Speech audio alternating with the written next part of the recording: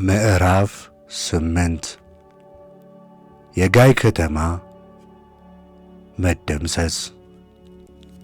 እግዚአብሔር ኢያሱን አትፍሩ፣ አትፍራ፣ አትደንግጥ፣ ተዋጊዎችን ሁሉ ካንተ ጋር ውሰድ፣ ተነስተህም ወደ ጋይ ውጣ።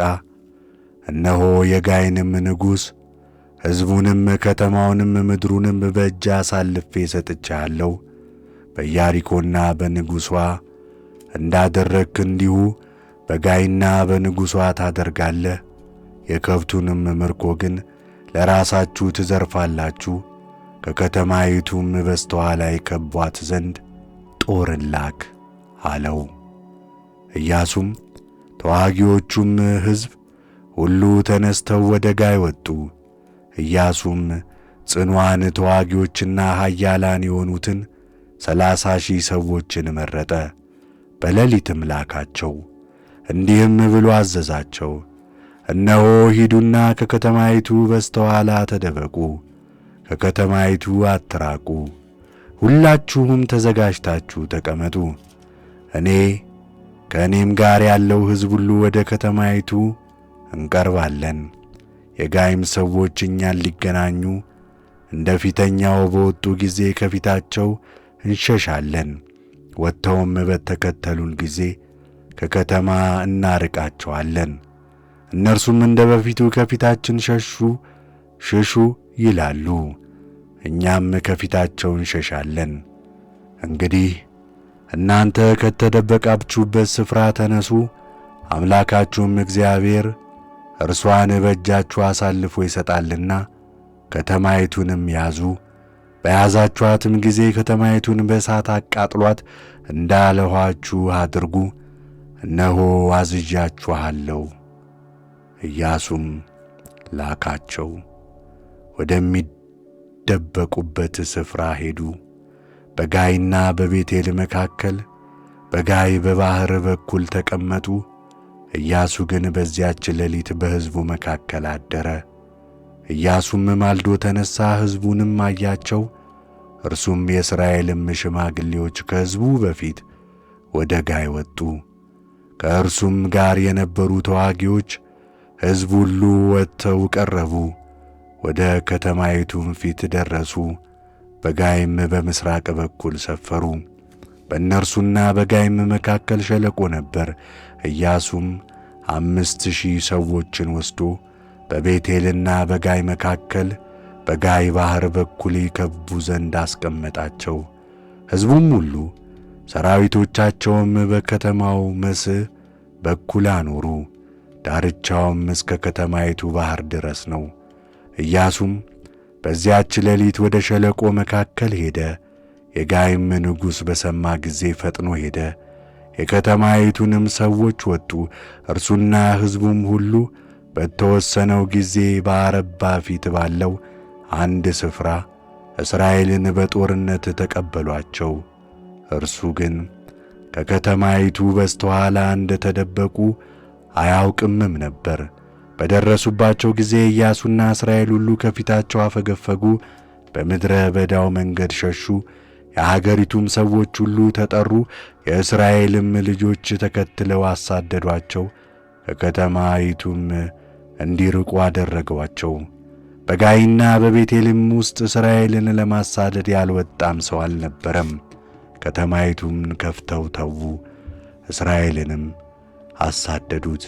እግዚአብሔር ኢያሱን ጋይን በእጅ አሳልፌ እሰጥሃለሁና በእጅ ያለውን ጦር በላይዋ ላይ ዘርጋ፣ ከተማይቱን የከበቧት ፈጥነው ከስፍራቸው ይነሱ አለው። ኢያሱም በከተማዋ ላይ በእጁ ያለውን ጦር ዘረጋ። የተደበቁትም ፈጥነው ከስፍራቸው ተነሱ።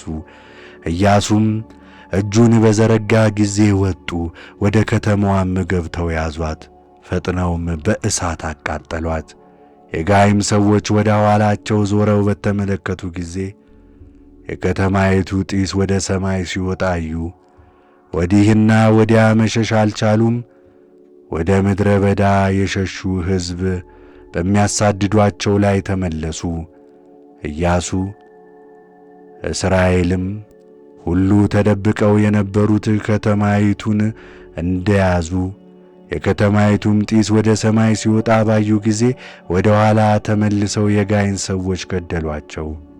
እነዚያም ከከተማ ወጥተው ተቀበሏቸው፣ በእስራኤልም ልጆች ሠራዊት መካከልም አገቧቸው። እኛ ከወዲያ እኚህም ከወዲህ ሆነው አንድ እንኳን ሳይቀር ሳያመልጥ ገደሏቸው። የጋይንም ንጉሥ ሳይሞት ይዘው ወደ ኢያሱ አመጡት።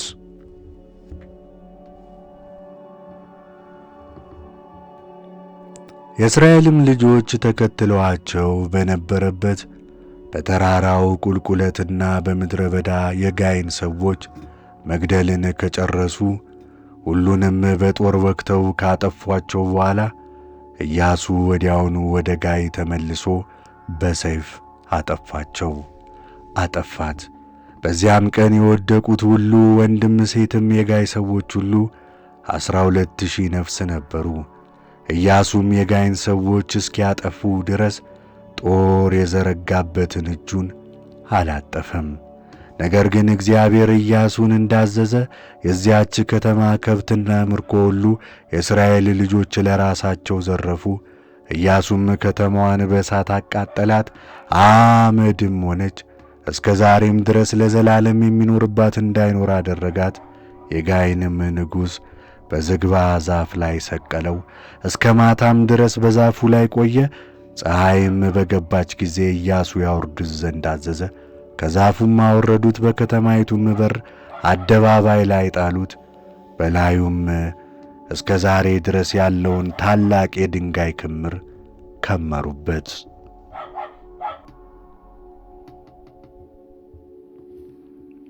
የሙሴ ሕግ በጌባል ተራራ መነበቡ። የዚያን ጊዜም ኢያሱ በጌባል ተራራ ላይ ለእስራኤል አምላክ ለእግዚአብሔር መሠዊያን ሠራ። የእግዚአብሔር አገልጋይ ሙሴ የእስራኤልንም ልጆች እንዳዘዘ በሙሴም ሕግ መጽሐፍ እንደ ተጻፈው መሠዊያው ካልተወቀረ እና ብረት ካልነካው ድንጋይ ነበረ። በእርሱም ላይ ለእግዚአብሔር የሚቃጠለውን መሥዋዕት አቀረበ። የደህንነትንም መሥዋዕት ሰዋ። ኢያሱም በእስራኤል ልጆች ሁሉ ፊት በድንጋዮቹ ላይ የሙሴ የጻፈውን ይህንን ሁለተኛውን ሕግ በድንጋዮቹ ላይ ጻፈ።